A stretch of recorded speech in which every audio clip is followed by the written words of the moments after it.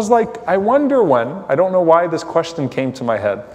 I wonder when Ramadan was legislated for the companions of the Prophet ﷺ, in what month? And subhanAllah, it was in Sha'ban, the second year after Hijrah.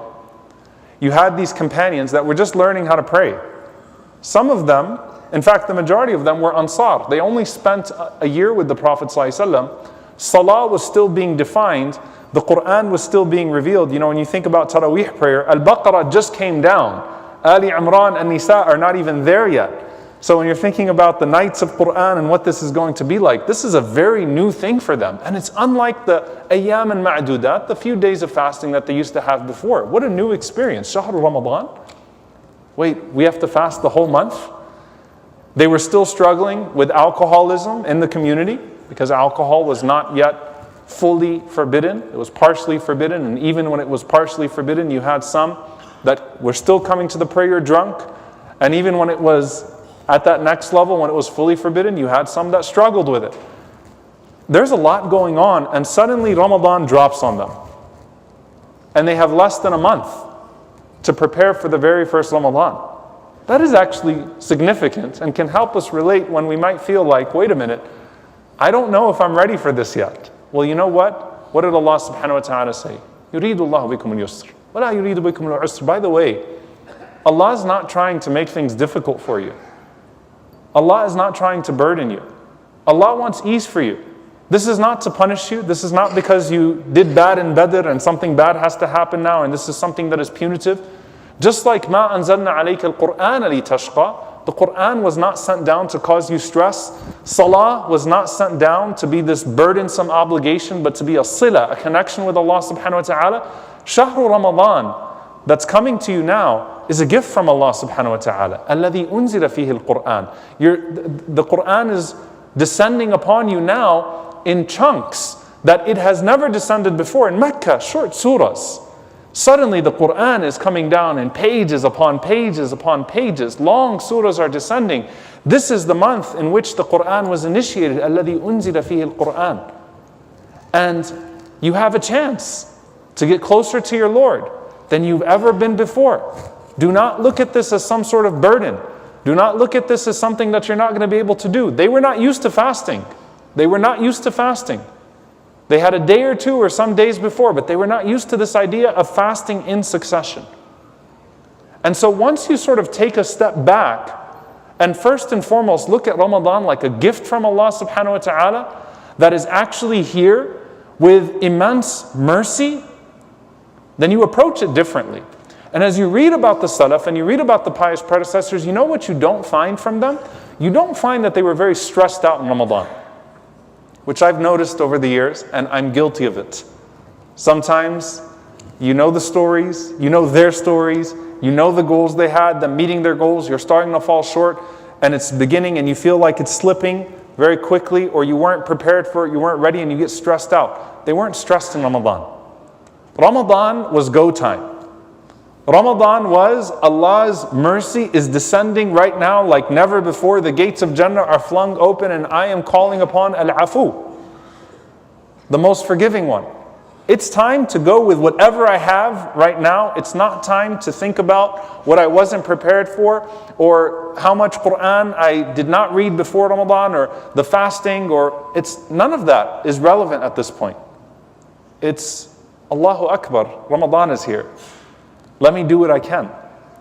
Let me pace myself now that the month has started in ways that are going to give me the full benefit of the month. So how do we get started off on the right foot? Well, first and foremost, if you look at the Salaf, they paced themselves from the very beginning as to how they wanted to divide that month. They weren't going to just figure it out once they got into it. They looked at where they were, they looked at what they were capable of, and they created a trajectory for themselves. They charted a trajectory for themselves. Where do I want to end up at the end of the month? And how do I build myself to that in a reasonable way? Not one that causes me great stress. Not heavy on the quantifiable part of this, but how do I chart myself up there, right? Abu Musa al-Ash'ari, radiyallahu ta'ala anhu, was someone who was distinguished by his fasting. And it's said about him, and this is outside of Ramadan as well, that he used to fast until he would become very, very lean. Okay? And they would tell him, لو أجممت نفسك, like, if you took care of yourself, put a little bit more, weight on. Why are you fasting so much? And your fasting seems to come in large blocks. The Prophet ﷺ was described as what? That sometimes he was fasting, I'm talking about outside of Ramadan, until you thought that he was always fasting.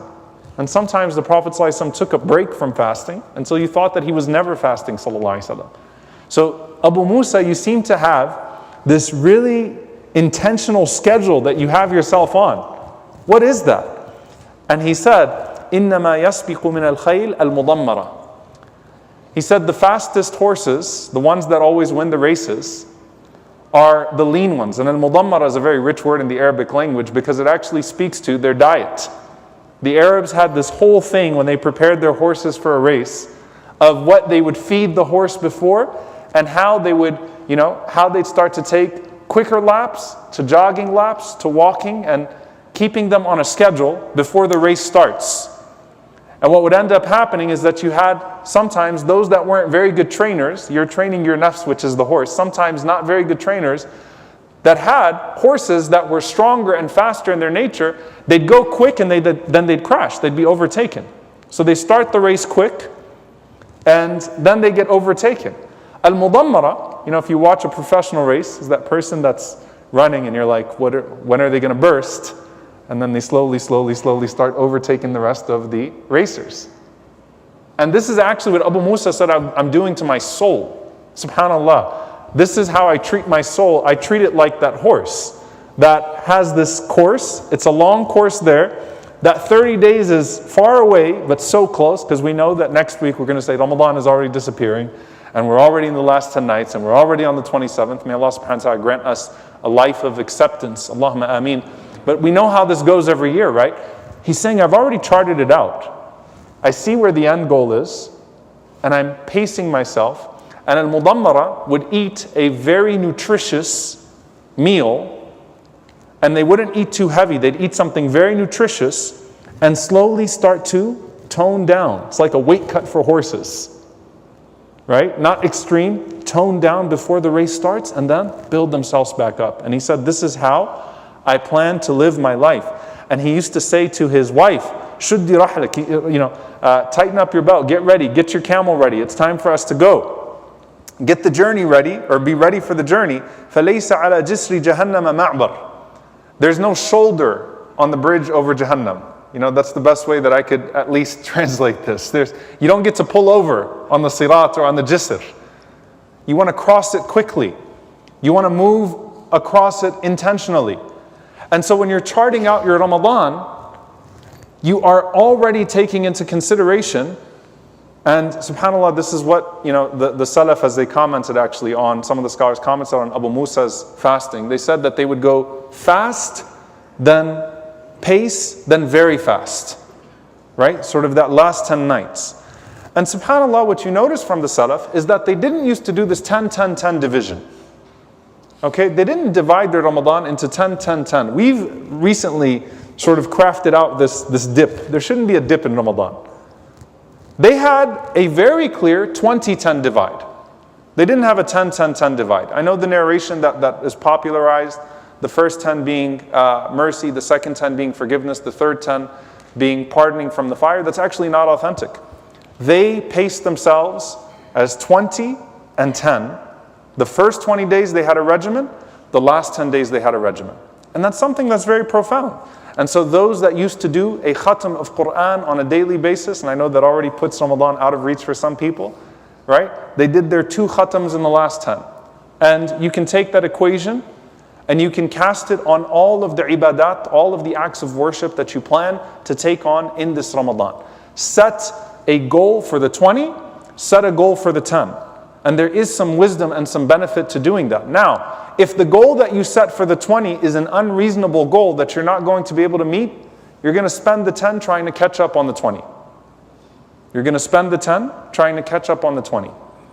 SubhanAllah, that's what ends up happening, right? Overdrive in the last 10. No.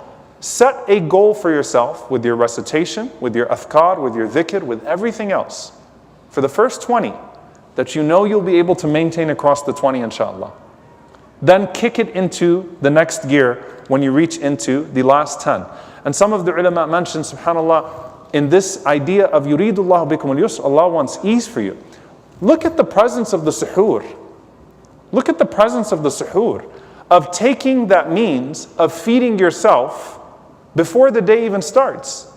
And you know what the Prophet ﷺ said? He said, "Inna fasla ma bayna siyamina wa siyami ahli al-kitab aklat as-suhur." He said that the difference between our fasting and the fasting of the people of the book is this blessing of suhoor. You might read like, wow, the Prophet ﷺ really insisted on breakfast.